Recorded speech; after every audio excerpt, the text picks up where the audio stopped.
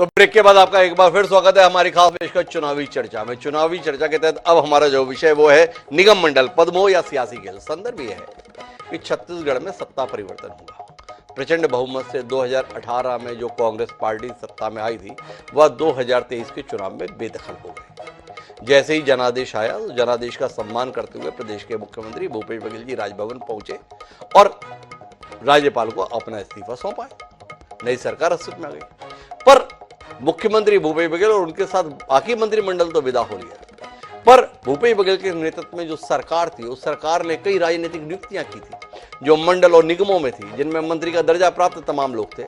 उनमें से अधिकांश लोग अभी भी पद का मोह छोड़ नहीं पाए। भारतीय जनता पार्टी के नेता विष्णु देसाई के नेतृत्व में अस्तित्व में आई सरकार ने अब ऐसे लोगों का इस्तीफा न आने की स्थिति में बर्खास्तगी का रास्ता अपनाया और धड़ाधड़ आदेश निकलने शुरू हो गए जिसमें इन नियुक्तियों से लोगों को मुक्त किया जा रहा है। कुछ नेता ऐसे भी हैं जिन राजनीतिक नियुक्तियों के तहत पद पर आए पर दृढ़तापूर्वक कह रहे हैं हमारा तो कार्यकाल बचा है, हम तो नहीं छोड़ेंगे। तो आज हम इसी पे बात करेंगे। ये पद का मोह है या कुछ और है, और इसके पीछे क्या सोच है, सेवा है या मेवा है, सवाल है। इस सवाल पर ही बात करेंगे। हमारे साथ इस चर्चा का हिस्सा बनने के लिए तीन खास मेहमान। हमारे साथ शैलेश नितिन त्रिवेदी जी हैं, वह भी पाठ्यपुस्तक निगम के अध्यक्ष थे। इस्तीफा दे दी या नहीं दे दी वो कार्यक्रम में बता देंगे।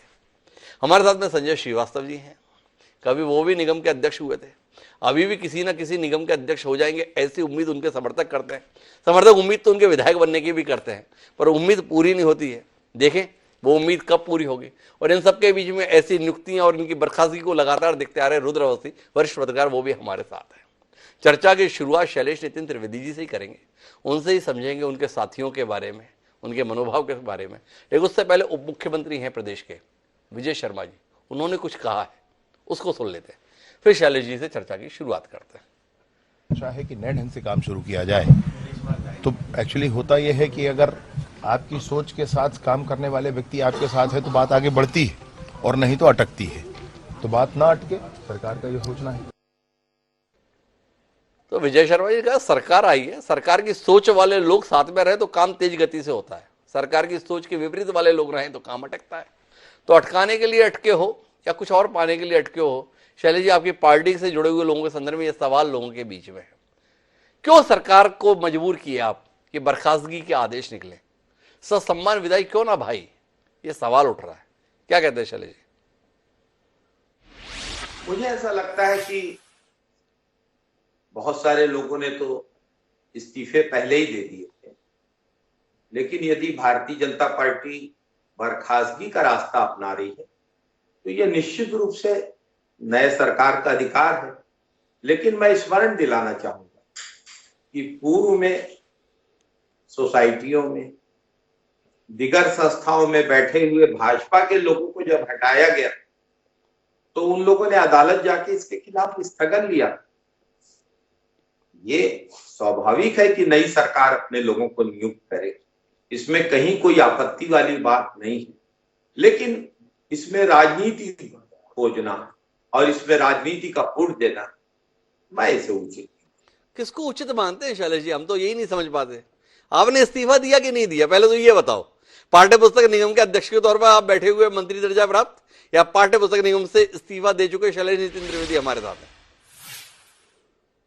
पाठ्यपुस्तक निगम से 2-2.5 महीने पहले ही त्याग पत्र दे चुका।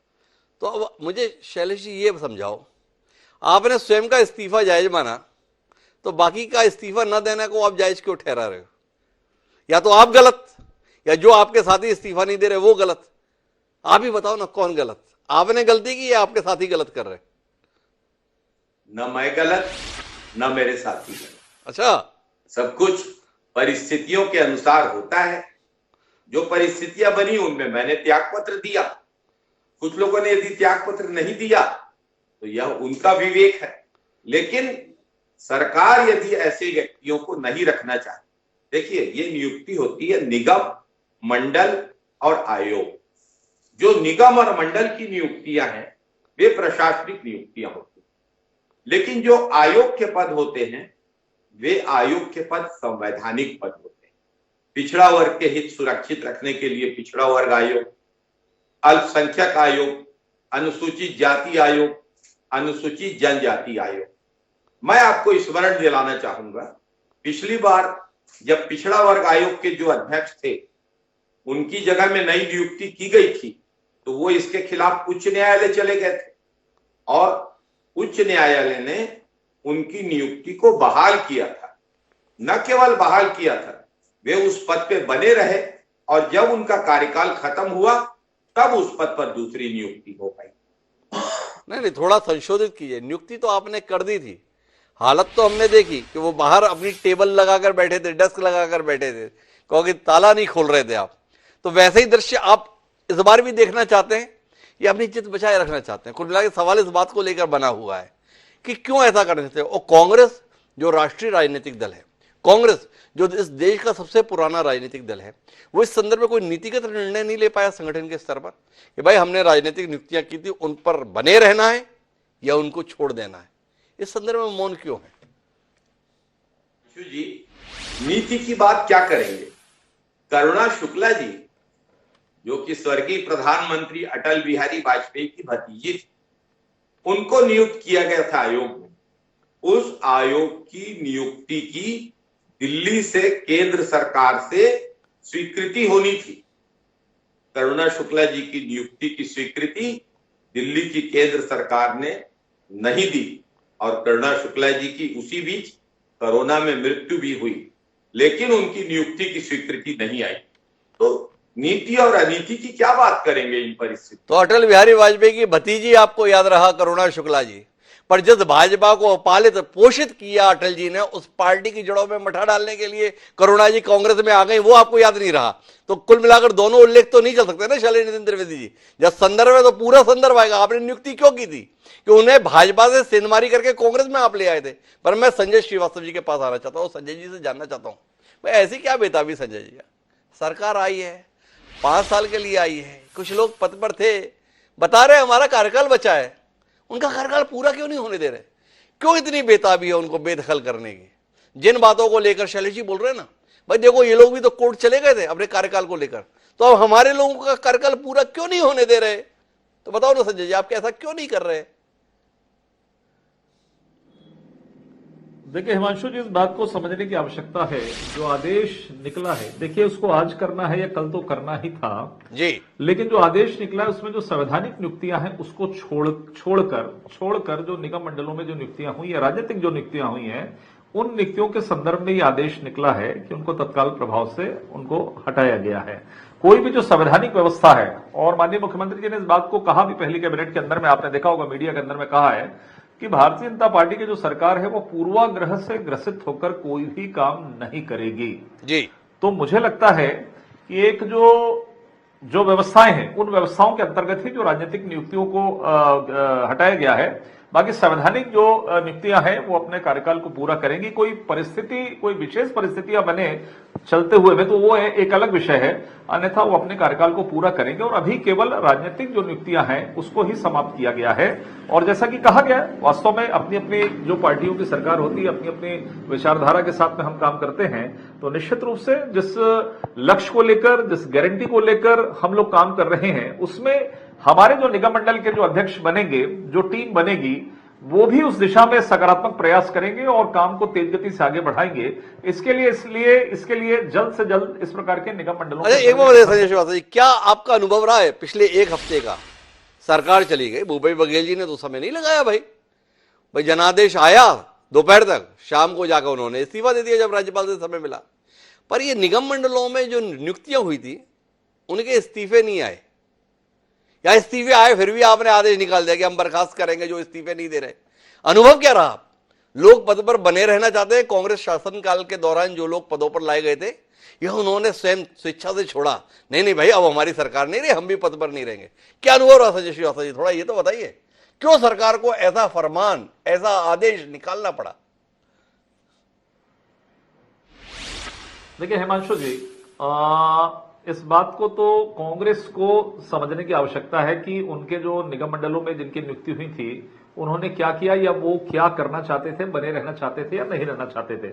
मुझे लगता है सरकार में आने के बाद हम अभी व्यंग्य करें, कटाक्ष करें बहुत जल्दी, ये ठीक नहीं है। लेकिन ये मैं कह सकता हूं कि बहुत कम इस्तीफे माननीय मुख्यमंत्री जी ने यदि दे दिया है, ये व्यवस्थाएं पहले भी रही हैं कि इस तरह की चीजें हुई हैं, बावजूद इसके बहुत कम जो इस्तीफे हैं वो निगम मंडल के अध्यक्षों के जो आए हैं, जो समाचार पत्र में और जो जानकारी हमको प्राप्त है, तो आप इस बात से ही समझ सकते हैं कि उनकी रुचि क्या रही होगी या उनकी इच्छा क्या रही होगी।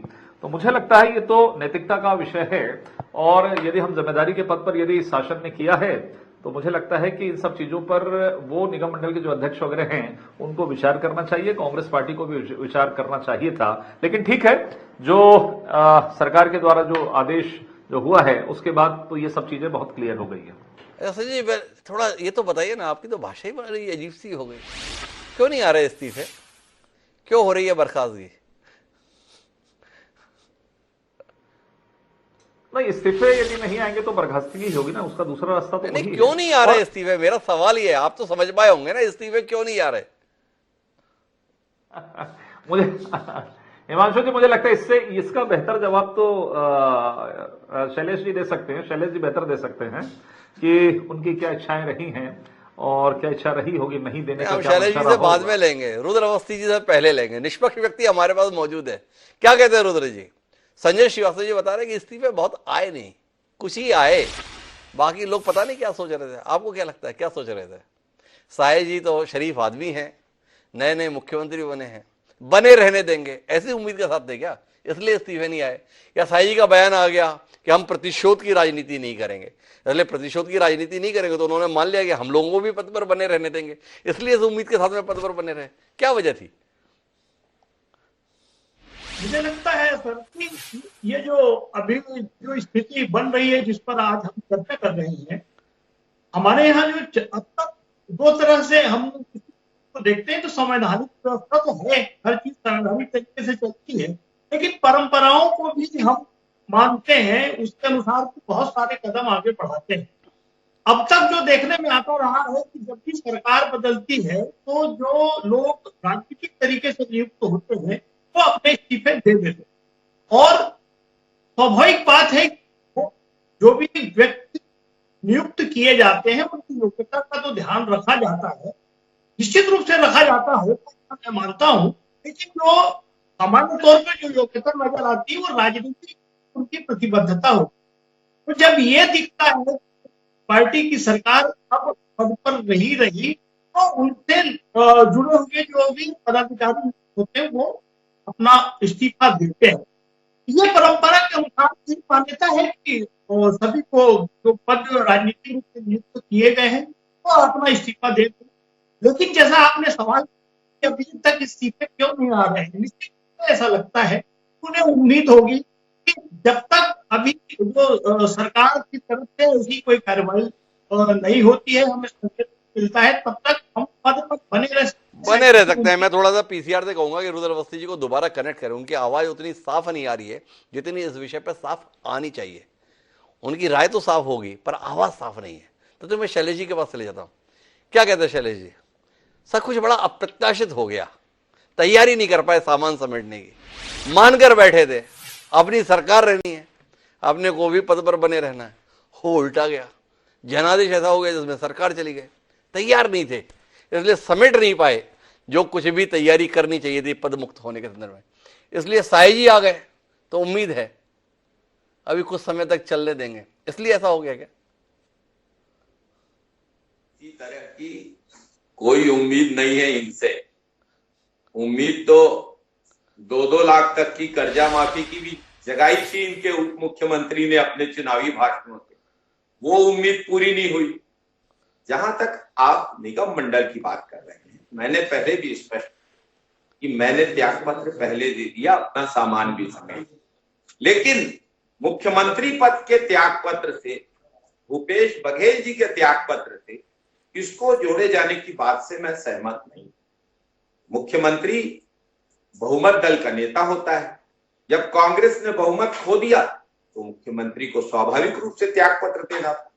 जो मुख्यमंत्री जी के द्वारा और सरकार के द्वारा नियुक्त किए गए निगम मंडल के लोग हैं, वे भी अधिकांश लोग त्यागपत्र दे चुके हैं। अगर कोई नहीं दिए हैं, उन्हें हटाने की स्थिति बन रही है, तो ये भी स्वाभाविक प्रक्रिया है। लेकिन मैं आपका ध्यान फिर से दिलाना चाहूंगा, भाजपा ने अतीत में क्या किया। ये तो एक दोहरी बात सामने आ रही है कि आपके द्वारा नियुक्त आयोग के अध्यक्ष बने रहने के लिए अदालत चले जाते हैं और आज आप सरकार बनते साथ ही अपेक्षा करते हैं कि कांग्रेस के लोग छोड़ दें। अरे साहब, सांस लेने का वक्त दीजिए।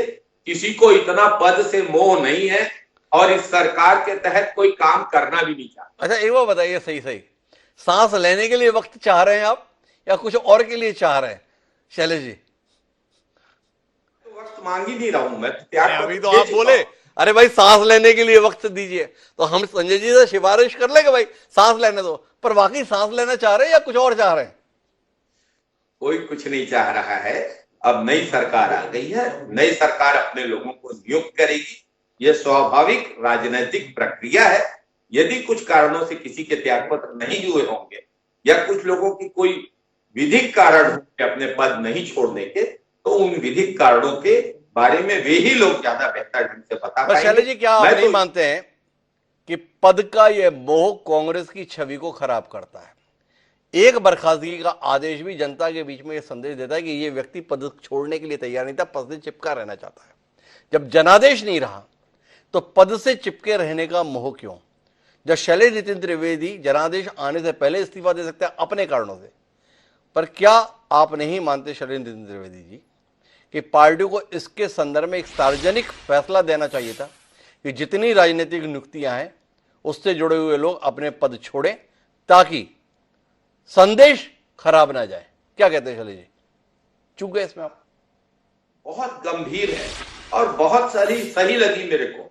मैं तो इसी की बात कर रहा था कि भाजपा के द्वारा नियुक्त पिछड़ा वर्ग आयोग का अध्यक्ष अपने पद पर बने रहने के लिए न्यायालय तक चला जाता है और आप कांग्रेस के लिए कह रहे हैं कि एक व्यक्ति बना रहेगा, तो ये पद का मोह है। ठीक है, हम चुनाव हार गए हैं, लेकिन इसका यह अर्थ नहीं है कि शैलेश जी, मैं कुछ नहीं कह रहा, मैं तो सरकारी आदेशों के संदर्भ में जो स्थिति बन रही है उस पर आपसे बात कर रहा हूं। भाई संजय श्रीवास्तव जी ने तो इतनी बढ़िया दलील दे दी, बोले हम निगम मंडलों में ही बर्खास्तगी की बात कर रहे हैं, जो आयोग है उसमें विधि सम्मत तरीके से काम होगा। तो आयोगों के संदर्भ में तो संजय श्रीवास्तव जी ने पहले हाथ खड़े कर दिए, भाई हम उसमें कुछ नहीं कर रहे। तो आपका पिछड़ा वर्ग आयोग जो आप कर रहे हो ना, उसके संदर्भ में तो कहानी वहीं खत्म हो गई आपकी। निगम मंडल, इसके संदर्भ में बात करो। क्यों रायपुर विकास प्राधिकरण से बर्खास्तगी के आदेश आज शाम को निकले सरकारी स्तर पर, इसके संदर्भ में बताओ शैलेश नितिन त्रिवेदी। और भी कई मंडलों के संदर्भ में जिसमें दस्तखत हो रहे हैं बर्खास्तगी के, क्या आपको नहीं लगता है ये बर्खास्तगी फजीयत करा रही है पार्टी की? ये बर्खास्तगी फजीयत करा रही है उन नेताओं की जिन्होंने अपने पद नहीं छोड़े। पद जा ही रहा है, इस्तीफे से जाता, बर्खास्तगी से जा रहा है। मन खचोट नहीं रहा आपका अपने साथियों के संदर्भ में ये हालत देख के शैलेश जी? ये सवाल है।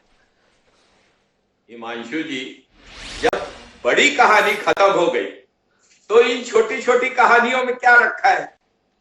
कहां इन छोटी कहानियों की बात कर रहे हैं? अरे भैया, यहां पे धारा 356 नहीं लगी थी, जनादेश आया था, उससे कहानी खत्म हुई। तो यहां पर निगम मंडलों में ये कार्रवाई आप क्यों करा रहे हो? शैलेश जी कह रहे हैं आप बड़ी कहानी निपट गई, कहां इन चक्रों में मुझे उलझा रहे हो। तो संजय जी आपसे यही सवाल कर लेते हैं, भाई जब मुख्यमंत्री आपका बन गया तो काहे इन निगम मंडलों में जो लोग हैं उनके संदर्भ में ऐसी कार्रवाई कर रहे हो? बने रहने दो, सरकार बन गई आपकी। शैलेश जी यही कह रहे हैं, जब बड़ी कहानी बन गई तो छोटे चक्रों में क्यों पड़े हुए हो भाई आप? देखिए हिमांशु जी, ये तो आपको भी मुझे लगता है कि बहुत पुराना अनुभव रहेगा और रहा होगा कि जब कांग्रेस के अंदर में बड़ी कहानी समाप्त होती है तभी छोटी कहानियां प्रारंभ होती हैं जी। और आपने देखा कि जब भूपेश जी का शासन गया, मुख्यमंत्री जी वो नहीं रहे, तो पुराने विधायकों ने क्या छोटी छोटी कहानियां निकालकर जो हड़कंप मचाया है, तो बर्खास्तगी तक और क्या क्या कहानियां चल रही हैं, दिल्ली तक वो बातें पहुंच गई हैं। तो कुल मिलाकर यही है कि आवरण जो कांग्रेस का होता है, बड़ा आवरण होता है, जब वो टूटता है उसके बाद ही असलियत जो है कांग्रेस की वो बाहर निकलती है। और आपने जो थोड़ी देर पहले एक बात कही थी कि जो नितिन जी ने भी कहा कि नहीं सांस लेने दीजिए, और आप शक कर रहे थे उस पर, तो मैं उसको थोड़ा क्लियर कर दूं। मैं शक नहीं कर रहा था, मैंने तो सवाल किया था। कैसी बात कर रहे हैं, मैं क्यों शक करूंगा? मैंने तो पूछा सांस ही चाह रहे हैं या कुछ और चाह रहे हैं? नहीं नहीं नहीं, बिल्कुल क्लियर है, वो तो क्लियर है, सांस लेने का विषय नहीं है, वो हाथ साफ करने का विषय है। और शायद आपको याद होगा कि मुख्यमंत्री बनने के पहले भी डॉक्टर रमन सिंह जी ने इस ओर इशारा किया था, ट्वीट करके इशारा किया था कि ये सब काम बंद कर दीजिए, जो काम पर्दे के पीछे चल रहे हैं। लेकिन ठीक है, और बार बार जो शैलेश जी कह रहे हैं कि जो पिछड़ा वर्ग आयोग, फिर से एक बात बहुत क्लियर बात है, शैलेश जी समझते होंगे इस बात को कि संवैधानिक विषय है, और जब कोर्ट ने उस पर आदेश दे दिया, उनको रिलीफ दे दिया, उसके बाद भी आप यहां पर सवाल खड़ा कर रहे हैं बार बार। आप स्वयं कह रहे हैं कि रिलीफ मिला है और वो ज्वाइन करने के लिए गए, आपने उनके साथ में क्या व्यवहार किया कि दरवाजा बंद करके वो बाहर उनको धरना देना पड़ा। इस आचरण पर ध्यान देने की आवश्यकता है। आपने क्या किया वो एक अलग बात है, लेकिन हम नहीं करेंगे। मैं अपने शासन की ओर से इस बात का वादा करता हूं कि इस तरह का दुर्व्यवहार किसी भी जो संवैधानिक व्यवस्थाएं हैं उसके खिलाफ में इस तरह की चीजें नहीं आएंगी। तो मुझे लगता है स्वयं देखिए, जब पूरे कप्तान ही चले गए तो स्वयं खिलाड़ियों को, जब पूरी टीम का ही विषय आ गया है तो सभी खिलाड़ियों को तत्काल इस्तीफा देना चाहिए था, और वो नहीं दिए। तो निश्चित रूप से आप जिस बात को सवाल खड़ा कर रहे हैं, फजीयत होती है जब लोगों के बीच में इस बात की चर्चा होती है कि आखिर क्यों, जब मालूम है कि ये सब चीजें होनी है जो हमारे, देखिए इसको हटाने का एक दूसरा सकारात्मक पक्ष भी होता है। जैसे कांग्रेस ने 15 साल मेहनत करके, कांग्रेस के कार्यकर्ता ये चाहते थे कि निगम मंडलों के अंदर में उनकी नियुक्ति हो, कैसी हुई क्या हुई ये तो मालूम है कि 4-4 चिट्ठियां 4 नेताओं के जेब में रहती थी, टीएस और चरणदास जी और पुनिया जी के जेब में रहती थी, वो काम नहीं हो पाया। लेकिन बीजेपी के कार्यकर्ताओं ने भी अथक मेहनत करके यदि वो लाया है तो निश्चित रूप से ये सब चीजें अपेक्षित रहती है, और उस पर सरकार में एक विश्वास कि हां सबकी चिंता इसमें की जाएगी, जो अच्छे जो कार्यकर्ता हैं। तो मुझे लगता है एक संदेश होता है कार्यकर्ताओं में, और इस बात को कांग्रेस को भी एक राजनीतिक दल होने के नाते और कार्यकर्ता होने के नाते कि कप्तान ने यदि इस्तीफा दे दिया है तो नैतिक रूप से उनको भी इस्तीफा देना चाहिए। एक बात बताओ संजय श्रीवास्तव जी, ये निगम मंडलों में आप हाथ धो के क्यों पीछे पड़ गए? आपसे अपने मंत्रियों के पद तो भरे नहीं जा रहे, मतलब जो मंत्री पद के दावेदार हैं उनकी नींद हराम हो रखी है, आप उसकी चिंता नहीं की और निगम मंडलों के पीछे पड़ गए। ऐसी आपको भी क्या जल्दबाजी थी भाई? नहीं देखिए, ऐसा नहीं है। आप भी समझते हैं हिमांशु जी, 13 तारीख को तो ही मुख्यमंत्री और उप मुख्यमंत्री का जो हुआ है, 2-3-4 दिन और रुकिए। जो देखिए एक स्थायी तौर पर हमें वो कहानी नहीं करना है जो कांग्रेस ने किया कि 2.5 साल का फार्मूला हो गया, 5 साल जनता परेशान हो गई, 2.5 साल और 2.5 साल की कहानी करते करते पूरा 5 साल निपट गया, किसको हटाया गया, किसकी टिकट कटी गई, पूरी कहानी तो आपने और हमने देखा है। 2.5 साल से परेशानी, आप 5 साल बाद वापस आ गए, इसमें परेशान हो गया। संजय श्रीवास्तव जी क्या चाह रहे थे? आप भी 15 साल तक इंतजार करते। नहीं, परेशानी नहीं। देखिए एक सशक्त और एक बड़ा निर्णय आपने देखा तीनों प्रदेश के अंदर में किस तरीके से मुख्यमंत्री के निर्णय हुए। तो यह बीजेपी है, किसको मौका देना है, किसको मौका मिल चुका है, किसकी स्थितियां क्या हैं, इन सब पर विचार विमर्श। हड़बड़ थोड़ी ना कि 4 नाम चरणदास जी ने दे दिया, 4 नाम मुख्यमंत्री जी ने दे दिया, 4 पुनिया ने दे दिया और मंत्रिमंडल का गठन हो गया। ये कहानियां बीजेपी के अंदर में नहीं चलती है। केंद्रीय नेतृत्व के साथ में प्रदेश नेतृत्व बैठेगा और आने वाले समय के अंदर हम केवल 5 साल की नहीं, हमको जनता की सेवा भी कर रहे हैं। केवल मंत्री बनना हमारा लक्ष्य नहीं है कि इसको मंत्री बना दो, उसको बना दो। उसके बाद क्या कैपेबिलिटी है, कैसा है, क्या है और क्या उत्साह के साथ में काम करें। जनता की सेवा करना लक्ष्य है, मोदी की गारंटी को पूरा करना है। इसलिए इन सब चीजों में कुछ समय लगता है, 2-4 दिनों के अंदर में ये चीजें भी हो जाएंगी। तो कुल मिला के 2-4 दिन तक तो शपथ नहीं हो रही है। संजय श्रीवास्तव जी ने इतना जरूर बता दिया, जो कल परसों की उम्मीद के साथ में है। तो भारतीय जनता पार्टी के प्रवक्ता बता रहे हैं अभी 2-4 दिन इंतजार कीजिए। शैलेश जी को हस्तक्षेप करना चाहते, एक संक्षिप्त हस्तक्षेप लेंगे और फिर आखिरी बातचीत रुद्र अवस्थी जी से करेंगे। जी शैलेश जी, क्या हो गया? संजय श्रीवास्तव जी ने ऐसा क्या कहा जो आपको बर्दाश्त नहीं हुआ? संजय श्रीवास्तव जी जिस तरीके से कांग्रेस के वरिष्ठ नेताओं के नाम लेकर जो बातें कर रहे थे, मुझे उचित नहीं लगा। कौन सी बात उचित नहीं लगी?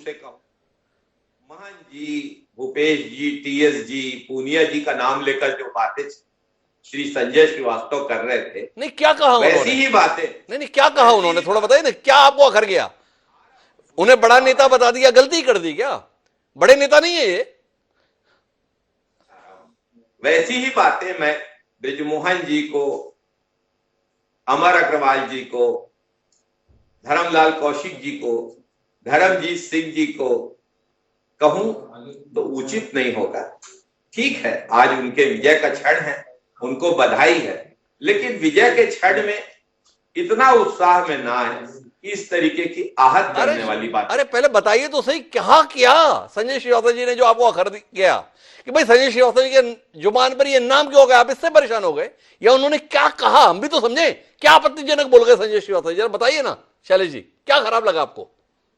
इनमें से कोई नेता जेब में कागज लेकर नहीं घुमा करता था। जो भी होता था विचार विमर्श के द्वारा, चर्चा के अच्छा, मतलब द्वारा। आपका मानना है कि टी.एस. सिंहदेव, चरणदास महंत, भूपेश बघेल जी, इन्होंने अपने समर्थकों को पद या स्थान या सम्मान दिलाने के लिए कोई प्रयत्न नहीं किया। इनके पास में कोई सूची नहीं होती थी कि ये हमारे कार्यकर्ता हैं, इनके लिए हमें काम, इनको स्थान दिलवाना है, इनको सम्मान दिलवाना है। आप इस बात से इंकार करते हैं। संजय श्रीवास्तव जी गलत कह रहे हैं, इन्होंने अपने कार्यकर्ताओं की कोई चिंता नहीं की। नहीं, मैं इससे इंकार नहीं कर रहा।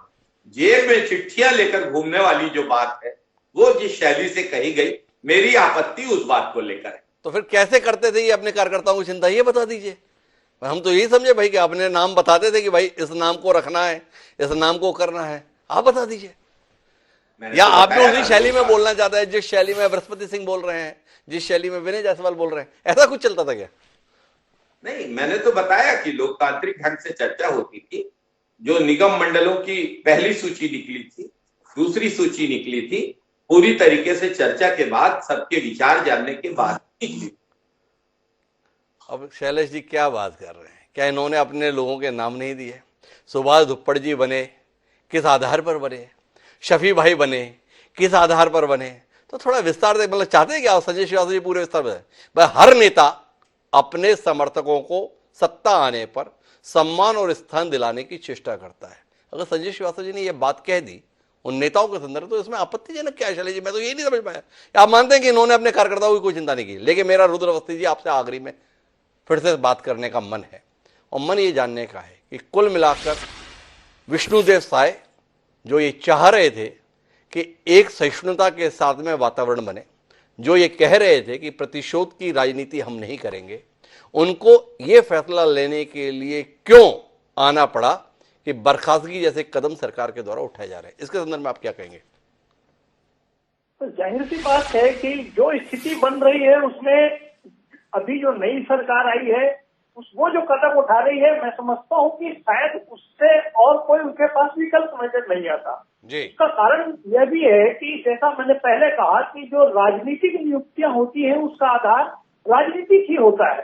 अब चूंकि छत्तीसगढ़ में राजनीतिक परिस्थितियां बदल गई हैं, तो जो नया वातावरण है, जो नई व्यवस्था है, वो अपने अनुरूप लोगों को उन पदों पर बिठाएगी जिस तरह से पहले जिस आधार पर लोग उन जिम्मेदारियां दी गई थी। इसलिए अब उन्हें जरूरत महसूस हो ही रही है और होगी ही। लेकिन ये वातावरण अगर शुरुआत से बनता है, जैसा आपने कहा कि अगर वो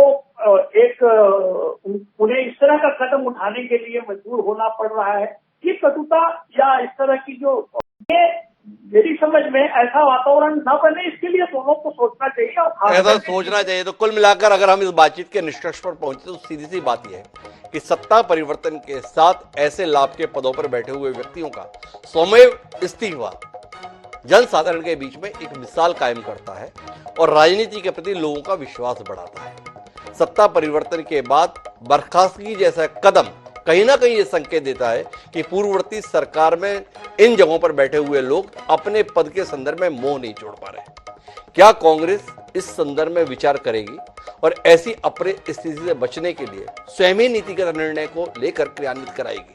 ये सवाल है। आने वाला समय इसका उत्तर देगा। नहीं तो आज 3 आदेश बर्खास्तगी के निकले हैं, क्या बर्खास्तगी के ऐसे और भी आदेश हमारे मोबाइल पर आते रहेंगे? ये सवाल है। आने वाला समय इसका उत्तर देगा। बहरहाल आप तीनों मेहमानों का बहुत बहुत धन्यवाद इस दिलचस्प चर्चा का हिस्सा बनने के लिए। समय है अब आपसे विदा लेने का। मुझे दिए विदा, यही चुनावी चर्चा 2023 आज इसी के साथ समाप्त होती है और चर्चा का सिलसिला एक बार फिर सोमवार से शुरू होता है। तो तब तक के लिए सलाम।